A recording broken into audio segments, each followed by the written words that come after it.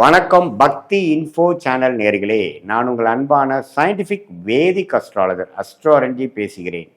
நல்லது நினைப்போம், நல்லதே நடக்கும். இந்த வீடியோவில் நம்ம என்ன பார்க்க போறோம்னா, கன்னி ராசிக்காரர்களுக்கு ஜூலை 2026 அந்த மாதம் எத்தகைய ஒரு மாதமாக பலாபலன்கள் நிறைந்த ஒரு மாதமாக இருக்க போகுதுங்கிறது சயின்டிஃபிக் வேதிக் அஸ்ட்ராலஜி முறையில் எதையும் மிகைப்படுத்தாமல் உள்ளது உள்ளவாறு பரிகாரங்கள் அது மாதிரி மூட நம்பிக்கையெல்லாம் போகாமல் ஒரு கிரகமும் இந்த இடத்துல இருக்கும் பொழுது அந்த ராசிக்கு எந்த ஒரு தாக்கத்தை கொடுக்க போகிறார், வாழ்க்கையில் எது மாற ஒரு சம்பவங்கள் நமக்கு முன்னாடி உருவெடுத்து நிற்க போகிறது, எது மாற ஒரு கர்ம பலன் நமக்கு செயல்பட போகிறதுங்கிறது கன்னி ராசிக்காரர்களுக்கு ஜூலை மாதம் 2026 எப்படி இருக்க போகுதுங்கிறது துல்லியமாக சயின்டிஃபிக்காக நம்ம பார்க்க போகிறோம்.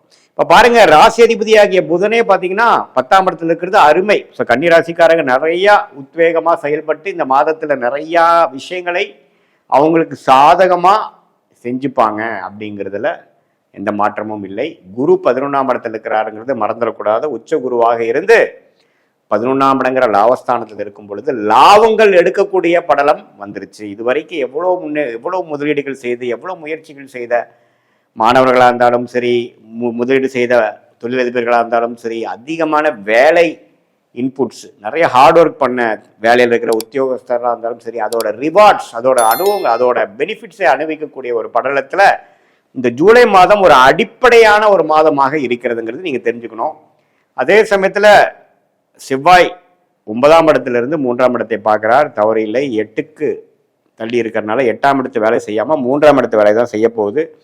அதுவும் நல்லது. ராஜோகாதிபதியாகிய சுக்கிரனும் பார்த்தீங்கன்னா 11ஆம் இடத்துல இருக்க போறாரு, அப்புறம் 12ஆம் இடத்துக்கு வரப்போறாரு. இது எல்லாமே நல்லது. சனியே 7ஆம் இடத்துல இருந்து குரு பார்வை பெறுவது நல்லது. ராகு 6ல் இருக்கிறது, கேது 12 இருக்கிறது, எல்லாமே ஓரளவுக்கு அருமையான ஒரு அமைப்பாக இருக்கிறது. ஸோ கன்னிராசிக்காரர்கள் போன ஒரு வருடமாக கஷ்டப்பட்ட ஒரு அமைப்புக்கு இந்த ஜூலை மாதம், அடுத்து வரக்கூடிய 6 மாதம், அடுத்து வரக்கூடிய ஒரு வருடத்துக்கு வரக்கூடிய லாபங்களும் இப்போ செய்த முயற்சிக்கு அறுவடை செய்யக்கூடிய ஒரு ஆண்டாக வரக்கூடிய ஒரு தருணத்தில் ஒரு டியூரேஷனில் இந்த ஜூலை ஒரு அடிப்படை ஃபவுண்டேஷனை அமைச்சு கொடுக்கக்கூடிய ஒரு ஸ்டார்டிங் பாயிண்டாக இருக்கக்கூடிய ஒரு மாதமாக ஜூலை மாதம் நம்ம கண்டிப்பாக எடுத்துக்கலாம். ராசி அதிபதி வக்ரமாக இருந்தாலும் 10ஆம் இடத்துல ஆட்சி பலத்தோட 4 வாரத்தில் ஆல்மோஸ்ட் 3 வாரம் அப்படி இருக்கிறது நல்லது. அதுவும் பார்த்தீங்கன்னா முதல் வாரம் 11ஆம் இடத்துலேருந்து குருவோட சேர்ந்திருக்கிறது நம்ம நல்லது. ஸோ பல விஷயங்கள், பல முயற்சிகள் நீங்கள் செய்திருக்கலாம். மார்ச், ஏப்ரல், மே, ஜூன் 2026 பல முயற்சிகள் செய்து கைக்கு வந்தது வாய்க்கு வரவில்லை அப்படிங்கிற மாதிரி அமைப்புகள் நிறையா போயிருக்கும். ஆனால் இந்த மாதம் கைக்கு வந்துருச்சு சாமி அப்படிங்கிற மாதிரி ஒரு அமைப்பை கொடுக்கக்கூடியதாக இருக்கக்கூடிய கிரக அமைப்புகள் கன்னி ராசிக்காரர்களுக்கு வருகிறதுங்கிறதா நம்ம இந்த வீடியோவில் தெரிஞ்சுக்கிறோம். இது பொதுவான ஆண்டு கிரகம் என்று சொல்லப்படுகிற சனி, ராகு, கேது, குரு வைத்து சொல்லுவதும், மாதம் மாறக்கூடிய செவ்வாய், புதன், சுக்கிரன், சூரியனை வைத்து நாம ஒரு பொதுவான ஒரு அமைப்பாக கன்னிராசிக்கு சொல்றோம். ஆனால் துல்லியமாக நம்ம பார்க்கணும்னா, நீங்க பிறந்த தேதி, பிறந்த நேரம், பிறந்த உரை வைத்து வரக்கூடிய உங்களுடைய திருக்கணித பஞ்சாங்கம் பிரகாரம் உங்கள் ஜாதகத்தை போட்டு நம்ம அப்பாயின்மெண்ட்டில் நம்மளுடைய பாஸ்ட் லைஃப் உங்களுக்கு எப்படி இருந்ததுங்கிறத சிங்க் பண்ணி, அதே மாதிரி இப்போ இமீடியட் பாஸ்ட் எப்படி இருந்தது, இப்போ ப்ரெசென்ட் என்ன வாழ்க்கையில் நடந்து கொண்டு இருக்கிறது, அடுத்து வரக்கூடிய ஷார்ட் டேர்ம் எப்படி இருக்குது, அடுத்து வரக்கூடிய லாங் டேர்ம் எப்படி இருக்குதுங்கிறதெல்லாம் சயின்டிஃபிக் வேதிக் அஸ்ட்ராலஜி முறையில் நீங்கள் எந்த லக்னத்தில் பிறந்தீங்க, ஒரு கிரகம் என்னென்ன டிகிரியில் இருக்குதுங்கிறதை துல்லியமாக கணிச்சு, அந்த லக்னாதிபதி எப்படி இருக்கிறார், இப்போ நடக்கக்கூடிய தசைகள் அந்த லக்னத்துக்கு யோகரா இருக்காரா, எது மாதிரி ஆதிபத்தியத்தை கொடுக்குற மாதிரி ஒரு அமைப்பாக போயிட்டு இருக்கு.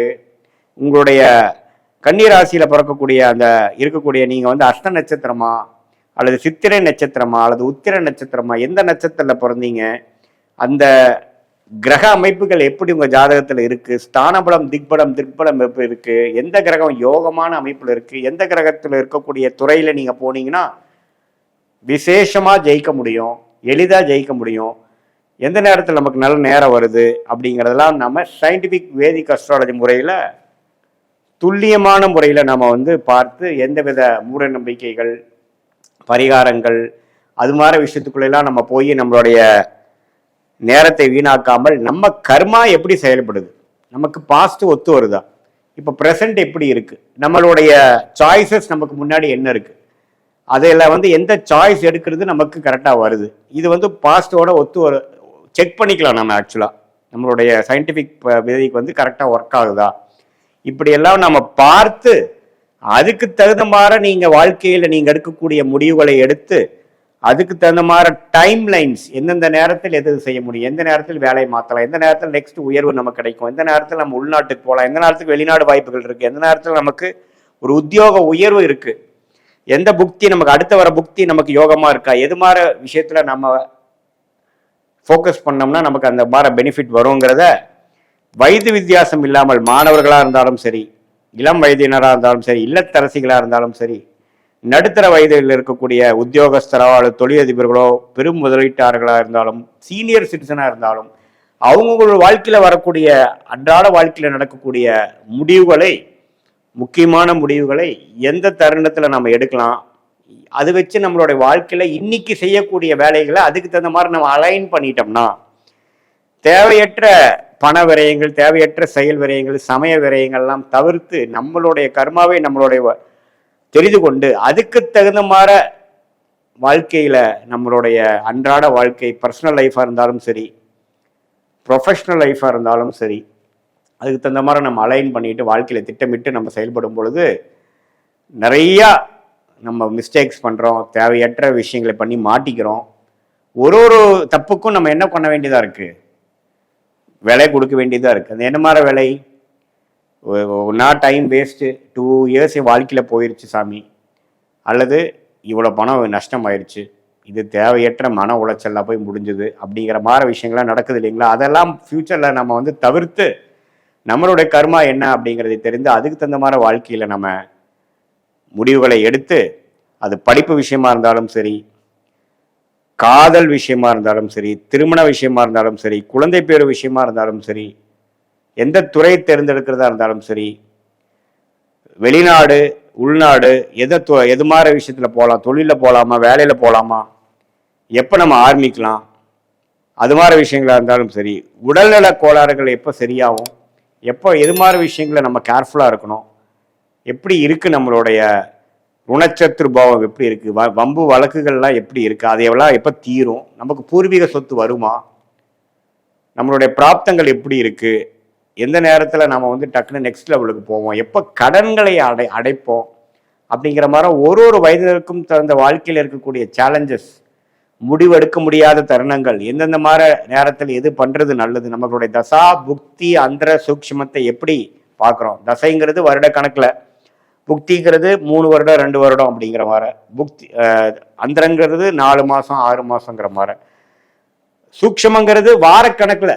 ஸோ இதெல்லாம் பிரித்து பார்த்து ஒரு விஷயமும் உங்கள் ஜாதகத்தில் எப்படி இருக்குது, பாஸ்ட் வந்து மேட்ச் ஆகுதா அப்படிங்கிறதெல்லாம் தெரிந்து கொண்டு அதுக்கு தகுந்த மாதிரி வாழ்க்கை முடிவுகளை நீங்கள் எடுக்குமே ஆனால் கண்டிப்பாக சயின்டிஃபிக் வேதிக் அஸ்ட்ராலஜி முறையில் தீர்க்கமான சில முடிவுகள் கிளாரிட்டி மூலமாக எடுத்து அதுக்கு தகுந்த மாதிரி பலன்களை எளிதில் வாழ்க்கையில் பெற்று வாழ்க்கையில் வெற்றி பெற முடியும் என்று சொல்ல விரும்புகிறேன். மீண்டும் மற்றொரு காணொளியில் சந்திப்போம். நன்றி, வணக்கம்.